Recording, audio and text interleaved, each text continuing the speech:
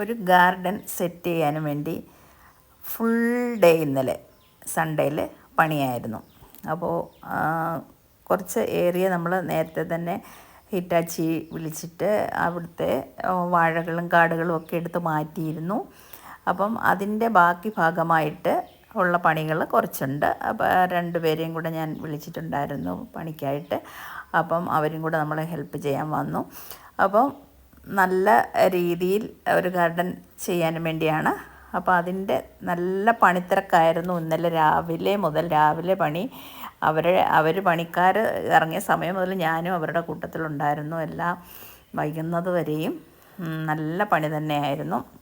കാരണം ഒരുപാട് ചെടികൾ മുറ്റത്തുണ്ട്. ആ ചെടികളൊക്കെ ഇങ്ങോട്ട് മാറ്റാനുള്ളൊരു പണിത്തിരക്കായിരുന്നു ഇന്നലെ മുഴുവൻ. അപ്പോൾ അതിനു വേണ്ടി കുറേ ജോലികൾ ഞങ്ങൾ ഇന്നലെ ഇവിടെ ചെയ്യാൻ കഴിഞ്ഞു. അപ്പോൾ ഇവിടെ ഞങ്ങളുടെ ഒരു നാടൻ പ്രദേശമായത് കാരണം ഇതിൽ നമ്മുടെ പറമ്പിലൊക്കെ നല്ലതായിട്ട് പുല്ല് കിളിക്കും. എല്ലായിടത്തും അങ്ങനെ തന്നെയാണ്. പിന്നെ പ്രത്യേകിച്ച് മഴക്കാലം എന്ന് പറയുമ്പോഴത്തേക്ക് പറയണ്ട.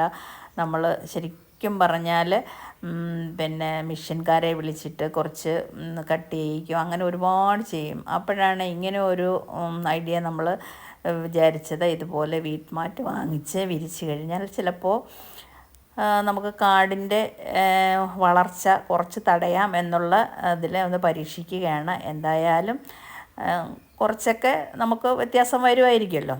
അപ്പോഴാണ് അങ്ങനെ ഇതിപ്പം ശരിക്കും ഒരു റോള് വാങ്ങിച്ചിട്ടുണ്ട് ഞാൻ. ഇത് തികയുമോ എന്ന് എനിക്കറിയില്ല ഇത്ര ഏരിയയ്ക്ക് വേണ്ടിയിട്ട്. അപ്പോൾ എന്തായാലും ഇത് ചെയ്തിട്ട് ഞാൻ പറയാം എനിക്ക് എത്ര വീട്ട്മാറ്റ് വേണ്ടി വന്നു എന്നുള്ളത്. അപ്പോൾ അത് കുറേശ്ശെ മുറിച്ച് അങ്ങനെ ആ ഒരു ഗാർഡൻ എത്ര നമ്മൾ ചെയ്യുന്നോ അത്രയും ഭാഗത്തേക്ക് ഇടുന്ന ഒരു ജോലിയിലാണ്. അപ്പം ഇത് ഒരു റോളെന്ന് പറയുമ്പോഴത്തേക്ക് 50 മീറ്ററാണ് കേട്ടോ. 50 മീറ്ററേക്ക് ഹോൾസെയിൽ കടയിൽ നിന്നാണ് നമുക്ക് 2300 രൂപയ്ക്ക് നമുക്ക് കിട്ടും ഇത്. അപ്പോൾ ഇത് നമ്മൾ കട്ട് ചെയ്തെടുക്കുക. അപ്പോൾ ഇതാണ് എൻ്റെ മുറ്റത്തുണ്ടായിരുന്ന കുറേ ചെടികൾ. മുറ്റം നിറയെ നടക്കാൻ സ്ഥലമില്ലാത്ത പോലെ ചെടി ആയതുകൊണ്ടാണ് ഇങ്ങനെ ഒരു സംവിധാനം ഞാൻ ചെയ്യാൻ തുടങ്ങിയത്. അപ്പോൾ ഇവിടുന്ന് അങ്ങോട്ട് മാറ്റുന്ന സമയത്ത് കുറച്ച് ചട്ടികളൊക്കെ പൊട്ടിപ്പോകും, സ്വാഭാവികം. പിന്നെ നമ്മൾ അത് നിന്ന് മാറ്റിയിട്ട് കുറച്ച് മണ്ണിലേക്കും കുറച്ച് കുഴിച്ച് വെക്കുന്നുണ്ട്. അപ്പോൾ ബാക്കി ഭാഗം ഞാൻ അടുത്ത വീഡിയോയിലിടാം.